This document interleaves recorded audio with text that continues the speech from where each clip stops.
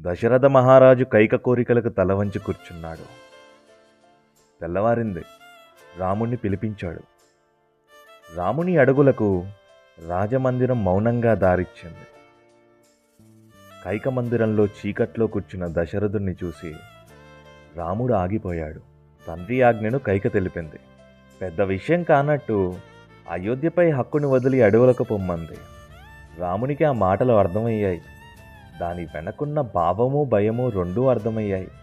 అమ్మా, దీనికేనా నాన్నగారు అంత విచారిస్తున్నారు?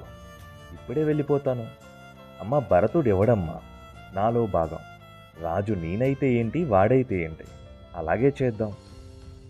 కానీ ఒక్కటే అమ్మ, నా కంటి చూపులోనే కాదు, కనుబొమ్మ రూపులోనైనా, నా నోటి మాటే కాదు, నా శ్వాస మాటునైనా, నిద్రలోనైనా మెలకువలోనైనా ఈ రాముణ్ణి అనుమానించే కారణం కనిపించిందా?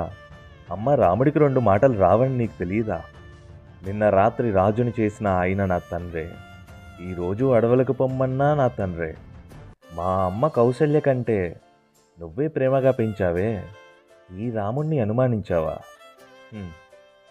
దీనికి విరిగిపోయిందమ్మా నా మనసు. ఇప్పుడే వెళ్ళిపోతాను, ఇక సెలవు. ఆ మాటలు విన్న దశరథుడు తడిచిన కళ్ళను తుడుచుకుంటూ నవ్వుకున్నాడు. నా రామునికి సింహాసనం లేకపోయినా రాజే అనుకున్నాడు.